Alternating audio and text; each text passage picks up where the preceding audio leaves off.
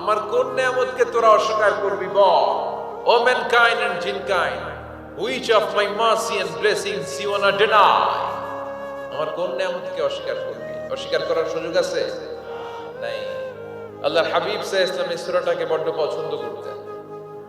সাহাবাদেরকে একবার তিনি এই সূরাটা তেলাওয়াত করে শোনালেন।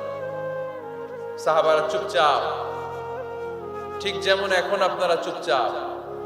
আল্লাহর হাবিব বললেন, ও সাহাবারা, তোমরা তো এই সূরা শুনে চুপ করে বসে আছো, কিন্তু তায়েফের ময়দানে জিনদের কাছে এই সূরাটা আমি তেলাওয়াত করেছিলাম, তারা কিন্তু চুপচাপ বসে থাকে নাই।